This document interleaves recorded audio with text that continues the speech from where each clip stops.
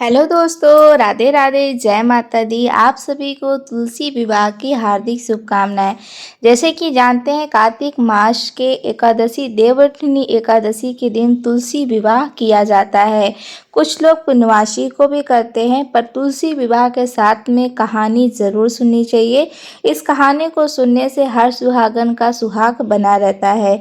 तो चलिए आपको कहानी पूरी सुनाते हैं, तो कहानी को अंत तक ज़रूर सुनिएगा। एक बार शिव ने अपने तेज को समुद्र में फेंक दिया था। उससे एक महातेजस्वी बालक ने जन्म लिया। यह बालक आगे चलकर जलंधर के नाम से पराक्रमी दैत्य राजा बना। इसकी राजधानी का नाम जलंधर नगरी था। दैत्यराज कलनेमी की कन्या विंदा का विवाह जलंधर से हुआ। जलंधर महाराक्षस था। अपनी सत्ता के मद में चूर उसने माता लक्ष्मी को पाने की कामना से युद्ध किया, परंतु समुद्र से ही उत्पन्न होने के कारण माता लक्ष्मी ने उसे अपने भाई के रूप में स्वीकार किया था।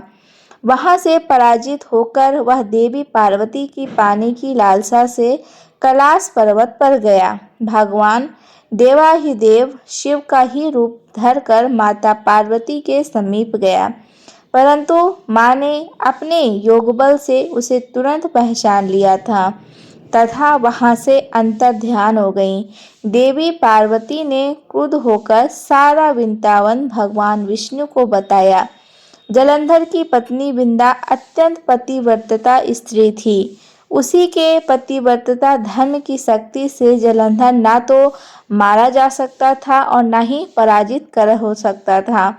इसलिए जलंधर का नाश करने के लिए विंदा के पतिव्रता धर्म को भंग करना बहुत आवश्यक हो गया था। इसी कारण भगवान विष्णु ऋषि का वेश धारण कर वन में जा पहुँचे, जहाँ विंदा अकेली भ्रमण कर रही थी। भगवान के साथ दो मायावी राक्षस भी थे, जिन्हें देखकर विंदा भयभीत हो गई। ऋषि ने विंदा के सामने पल में दोनों को भस्म कर दिया। उनकी शक्ति देखकर विंदा ने कैलाश पर्वत पर महादेव के साथ युद्ध कर रहे अपने पति जलंधर के बारे में पूछा। ऋषि ने अपने माया जाल से दो वानर प्रकट किए। एक वानर के साथ हाथ में जलंधर का सिर था और दूसरे हाथ में धड़। अपने पति की यह दशा देखकर विंदा मूर्छित होकर गिर पड़े। होश में आने पर उन्होंने ऋषि रूपी भगवान से विनती की कि वह उसके पति को जीवित करें। भगवान ने अपनी माया से पुनः जलंधर का सिर धड़ से जोड़ दिया, परंतु स्वयं भी वह उसी शरीर में प्रवेश कर गए। विंदा को इस छल का तनिक भी आभास न हुआ। जलंधर ने बने भगवान के साथ विंदा पतिव्रता का व्यवहार करने लगी, जिससे उसका सत्वित भंग हो गया। ऐसा होते ही विंदा का पति जलंधर युद्ध में हार गया। इस सारी लीला का जब विंदा को पता चला तो उसने क्रुद्ध होकर भगवान विष्णु को हृदयहीन शिला होने का श्राप दे दिया। अपने भक्त के श्राप को भगवान विष्णु ने स्वीकार किया और शालिग्राम पत्थर बन गए। सृष्टि के पालनकर्ता पत्थर बन जाने से ब्रह्मांड में असंतुलन की स्थिति हो गई। यह देखकर सभी देवी देवताओं ने विंदा से प्रार्थना की कि वह भगवान विष्णु को श्राप से मुक्त कर दे। विंदा ने अपने भगवान विष्णु को श्राप मुक्त कर स्वयं आत्महत्या कर लिया। जहाँ विंदा भस्म हुई वहाँ तुलसी का पौधा उगा। भगवान विष्णु ने विंदा से कहा, हे विंदा, तुम अपने सात्विक के कारण मुझे लक्ष्मी से भी अधिक प्रिय हो गई हो।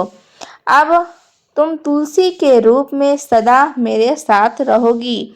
तब से हर साल कार्तिक महीने के देवउठनी एकादशी का दिन तुलसी विवाह के रूप मनाया जाता है।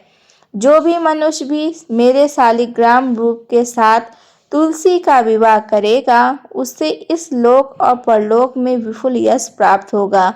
उसी दैत्य जलंधर की यह भूमि जलंधर के नाम से विख्यात है। सती विंदा का मंदिर मोहल्ला कोट किंचनचंद में स्थित है। कहते हैं कि यह स्थान एक प्राचीन गुफा भी थी जो सीधी हरिद्वार तक जाती थी। सच्चे मन से 40 दिन तक सती विंध्या देवी के मंदिर में पूजा करने से सभी मनोरथ पूर्ण होते हैं। जिस घर में तुलसी होती है वहाँ यम के दूत भी असमय नहीं आ सकते हैं। मृत्यु के समय जिसके प्राण मंजरी रहित तुलसी और गंगा जल मुख में रख कर निकल जाते हैं वह पापों से मुक्त होकर वैकुंठ धाम को प्राप्त होता है। और जो मनुष्य तुलसी व आंवलों की छाया में अपने पितरों का श्राद्ध करता है उनके पितर भी मोक्ष को प्राप्त होते हैं। अब मैं आपको तुलसी विवाह की दूसरी कहानी सुनाने जा रही हूँ। एक कन्या थी। जब वह थोड़ी बड़ी हुई और उसको समझ आने लगी तब से ही वह तुलसी माता जी का पूजन करने लगी। उसके प्रतिदिन का नियम था कि तुलसी माता जी का पूजन करने के बाद ही खाना खाती थी।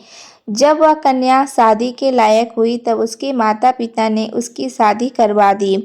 कन्या को उसके माता पिता ने दहेज में भी एक तुलसी का गमला दिया। ससुराल में वह प्रतिदिन सवेरे उठते ही पूजा करती, फिर उसके बाद ही खाना खाने बैठती थी। उसकी 2 जेठानियाँ भी थीं, वो दोनों उसका मजाक उड़ाती थीं। बड़ी नियम धर्म वाली बनती है। उन दोनों को उससे बहुत ईर्ष्या होती थी, इसलिए वो दोनों तुलसी जी का गमला छिपा देती थीं। वह कन्या बड़ी मुश्किल से गमला ढूंढ कर लाती और अच्छे से पूजा करती और फिर खाना खाती थी। वह गमला ढूंढ कर ले आती तो एक दिन तो उसकी जेठानियों ने क्या करा कि गमला ही दूर फेंक दिया। कन्या ने खूब ढूंढा पर उसे गमला नहीं मिला। वह बहुत ही परेशान हो गई। उस दिन तो उसने खाना भी नहीं खाया। उसका नियम जो था उस कन्या की सच्ची भक्ति देखकर तुलसी माता उससे बहुत प्रसन्न हो गए और उसके कमरे में तुलसी माता का गमला प्रकट हो गया। अगले दिन सुबह जब वह उठी तो क्या देखती है कि उसके खाट के चारों कोनों पर तुलसी माता का गमला आ गया। यह देखकर वह बहुत प्रसन्न हो गई। अब मेरी तुलसी माता को कोई चुरा नहीं सकता। पूजन करने के लिए भी कहीं और नहीं जाना पड़ेगा और कोई भी मेरी तुलसी माता को फेंक भी नहीं सकेगा। वह तो जल्दी से उठकर स्नान करती और तुलसी माता की पूजन कर लेती। जब वह खाना खाने बैठती तो उसकी जेठानियां मजाक करने लगती। लो, देवरानी का नियम धर्म पूरा हो गया। उससे पूछती हैं कि तुलसी जी की पूजा कर ली क्या? देवरानी धीरे से बोलती है, हाँ कर ली। जेठानियाँ बोलती हैं कि कहाँ से कर ली पूजा? गमला तो फेंक दिया था। देवरानी कहती है कि देख लो, मेरे कमरे में घाट पर तुलसी जी लग रही हैं। जेठानियाँ बहुत शर्मिंदा हुई और बोली, देवरानी तेरी भक्ति सच्ची है, हमने तुझे परेशान किया, हमें माफ़ कर दे। देवरानी उन्हें माफ़ कर देती है। हम भी तुलसी माता जी से यही प्रार्थना करते हैं कि हे तुलसी माता, जैसे कृपा आपने देवरानी पर करी वैसे ही हम सब पर भी करना। अब आइए आपको सुनाते हैं एक बूढ़ी माई की कथा तुलसी मैया के साथ।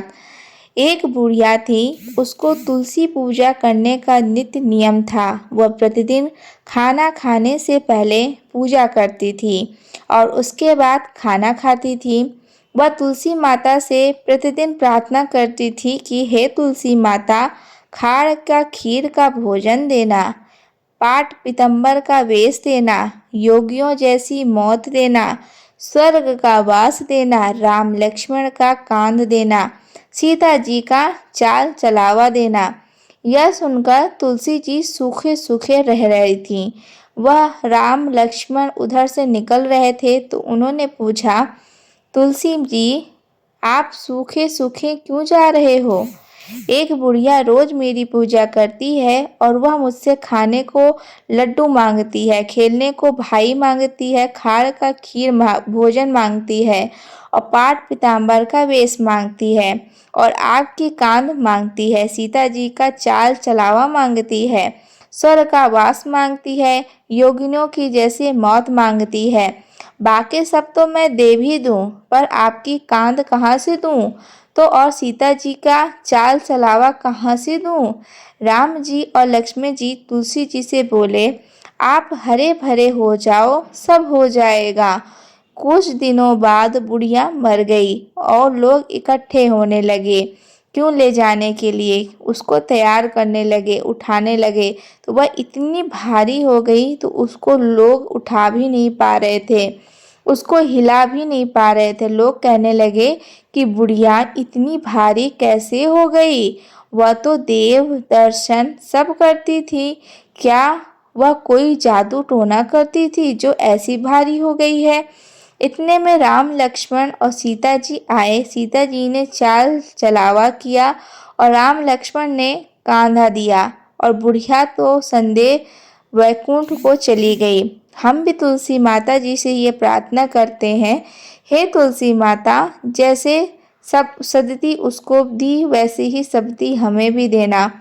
अब आपको एक ब्राह्मण की 7 बेटियों की कहानी सुनाती हूँ। एक ब्राह्मण था, वह प्रतिदिन मंदिर जाता था।